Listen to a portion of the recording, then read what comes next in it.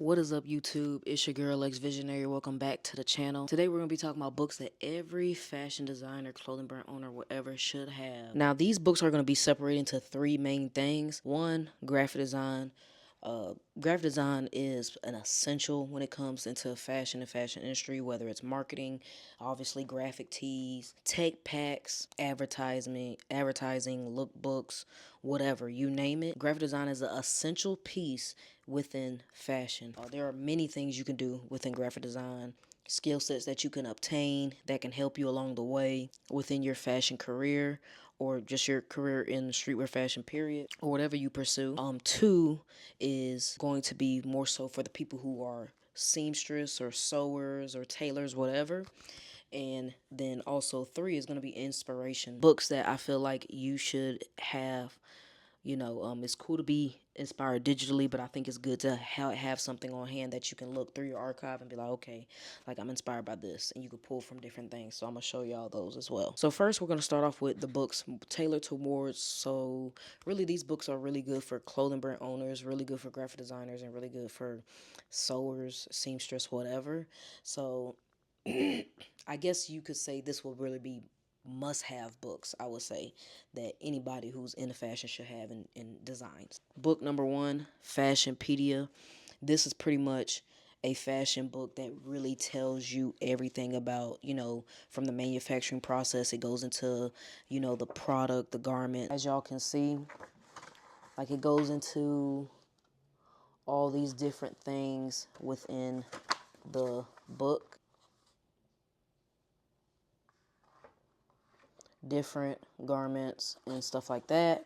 It goes into things like accessories as well, like watches, like literally right here is showing you vests and the measurements of a vest, different types of vests, different types of pants, different all types of garments that you can think of will be in this book. They go into hats, accessories like wallets and watches and things of that nature. It goes into, the to fibers and fabrics and stuff like that, to the dyes, manufacturing. Like the title says, it's called Fashionpedia. And it says on the front, the visual dictionary of fashion design, history, style, apparel, detail, accessories, textile, manufacturing, body, beauty, measurement, and care. This goes into literally everything that you need to know when you want to make clothes or just know about the fashion industry in general. If you're just a graphic designer, I think graphic designers should pick this book up as well. If you're just somebody who maybe just sell graphics and sell designs to brand owners and other fashion designers out there to help them with their graphic side, there's nothing wrong with knowing how clothes are made and how to get clothes made and cut and sew pieces and stuff like that. I think that is really important, especially you're designing onto these type of products. I think it's important to know what, the format and, how the design, your design is going to be printed for, your client or whatever. So definitely pick up the Fashionpedia, no matter if you're a designer, graphic designer, whatever you're doing within fashion, pick it up. Then we have Textilepedia, the complete fabric guide. This just is pretty much like the Fashionpedia except for fabrics. It goes into cotton, wools, yarn, how to wash the certain fabrics. It goes into the printing methods of how certain methods on printing methods does with this fabric or how other printing methods work on these fabrics. It goes to stripes, patterns, prints, like literally you see all the different patterns right here. Pretty much everything that's in this book: fibers, weaves, lace and knitting, hides, patterns, yarns, knits, non-woven finishings. Another must-have, I would say, especially you're somebody who's a seamstress and somebody who's trying to learn how to sew, somebody who's a fashion designer. Obviously, it's important to know how you're going to get your clothes made and the materials that's used to get your clothes made. Fashionpedia has definitely helped me a lot when it comes to understanding certain fabrics that I've been working with behind the scenes and stuff like that. Definitely a must-have as well. And then, of course, this next book right here, The Denim Manual, a complete visual guide for the denim industry. Now, this book, unless, of course, you're getting into denim, or you want to just be a denim brand or whatever, I don't think it's necessary for a graphic designer who designs within fashion, sort of say, needs to pick this up. Just depends what your goals are, you know. But me personally, I want to learn more about denim, and this is the book that I'm currently reading and studying now, just to learn more about denim and you know, how the history. And this book goes into the history of denim. It goes into literally, as you can see, a timeline of when denim came about and stuff like that. It goes all the way to the 1800s. Well, really my bad, I'm sorry, the 1600s. It goes into the complete history of denim. It tells you, like, oh, when certain brands, like when Levi's and Lee's came into the scene right here. It just shows denim throughout the decades, denim, the fabric and all the types of denim, like, you know, selvage, and you learn things like indigo and stuff like that, the dyes and stuff.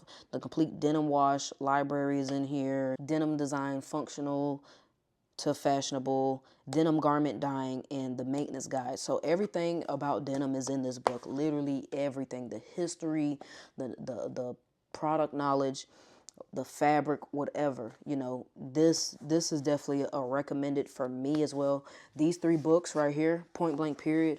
Like I said, this really isn't a must-have unless you're getting into denim. But if you're a brand owner and you're trying to get into denim, and obviously if you're a brand owner who only sells denim, you should get this book.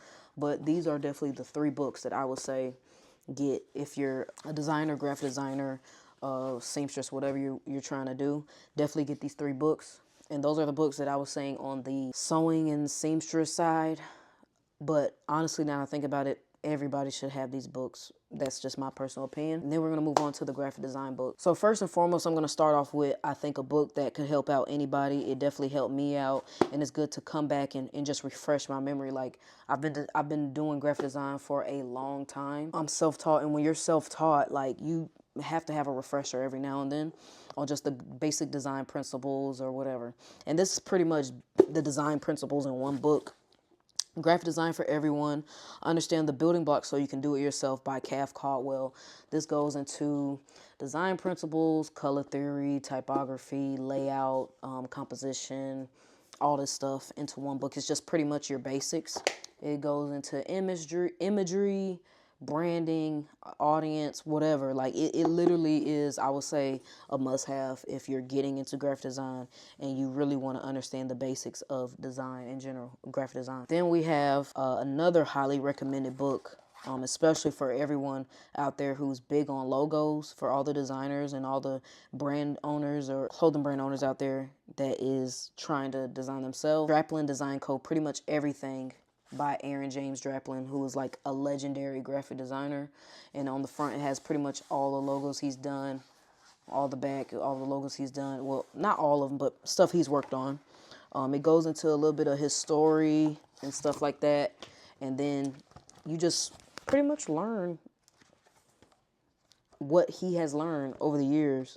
Like, he mainly does, like, I know he does a lot of patches and stuff like that, and poster designs with just like his work.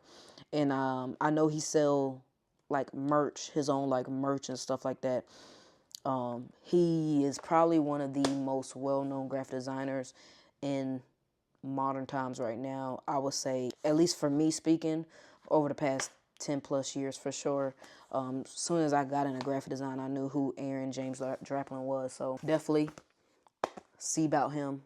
He's a dope designer. And another thing I would say, there's nothing wrong with learning in other industries in design. Just because you're a fashion designer or you design clothes or make clothes, whatever, there's nothing wrong with learning from other industries. Like, Aaron James Draplin is not a fashion designer. He's just a designer, a graphic designer. And I've learned a lot, and been inspired by a lot of different things over the years with his designs and things that he's come up with and created himself. So there's nothing wrong with pulling inspiration or learning different stuff from other industries. I've learned a lot of different things in Photoshop just by going into different industries and checking it out myself. So definitely recommend this book. Then we have another one. This is for all the typography nerds out there and all the people who are really into fonts and trying to understand how fonts and stuff in type work. So Simple Tips for Everyday Typography, Jim Williams, Type Matters.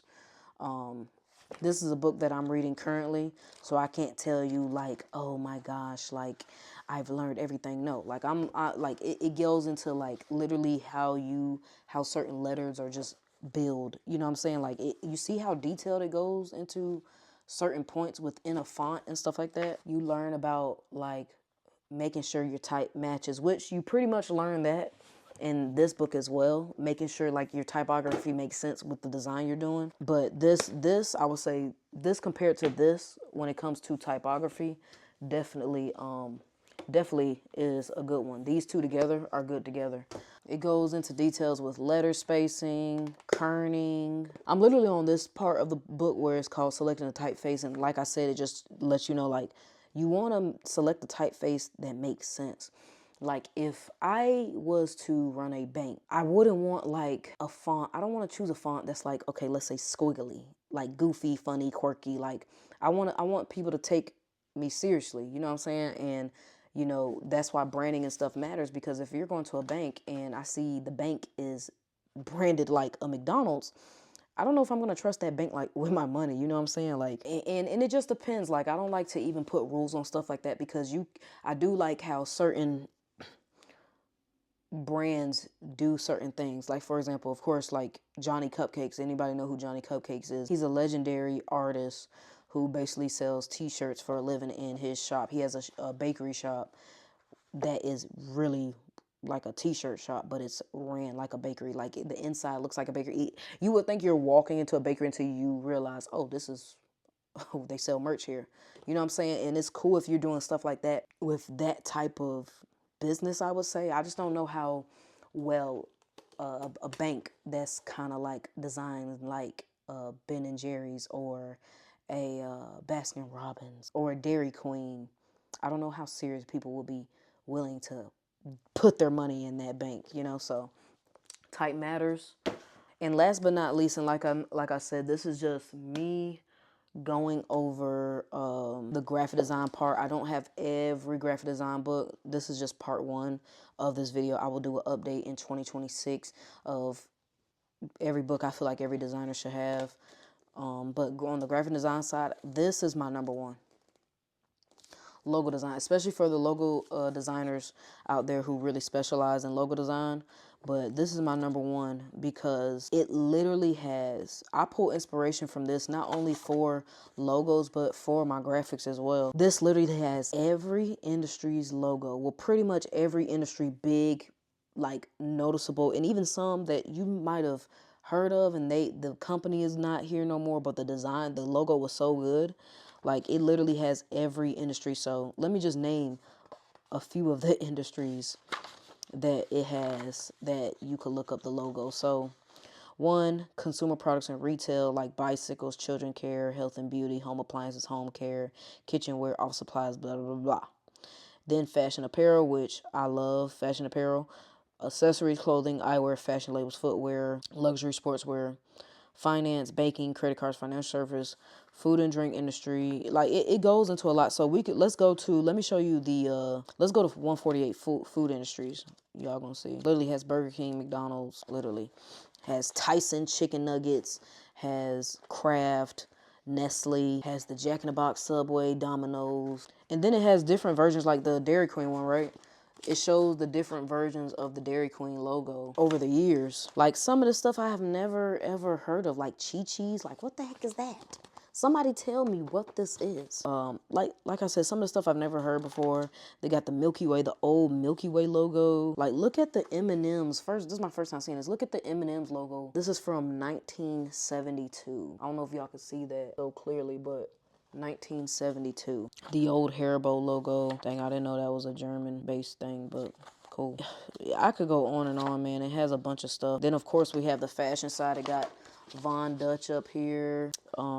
Clark's. It has Vans, Kangol, Dickies, Carhartt. You pretty much get the picture. Like, it literally has every, like, even on the front, it'll show you the logos from different industries on here, and I think this is really, really dope. Like this is probably my favorite book that I like to pull from inspiration, especially when it comes to logo design. Like, okay, let me put myself in the mindset of like, let me break down each design. So this is Logo Design Global Brands by E.D. Julius Weideman. I hope I'm saying that right, but yeah. Then we have, my favorite part is probably the books that I pull inspiration from here and there, just to you know, just to get something new, you know what I'm saying, just to refresh my creativity. Like, for example, one of the things I want to get better at is typography, and one of the best type that I like is graffiti words, and I basically have 2 graffiti books, and these just go into, you know, graffiti alphabets, and this one is like it's called Graffiti, a Student Guide with Teacher's Manual, and it literally just breaks down every type of like thing you can do within graffiti. It shows you how to draw certain letters within certain shapes and stuff like that, and these are just inspirational books. Yeah, it's teaching me graffiti, but it truly is like something I pulled inspo from. But one of my favorite things to do, which I think y'all should do, whether you're into it or not, especially if you are, is I'm into playing video games, and I love video games. And I think y'all should buy art books of video games that y'all are into. Like right now, I have in my hands The World of Cyberpunk 2077. This basically goes into the world of Cyberpunk. It goes into the lore, the world of Cyberpunk.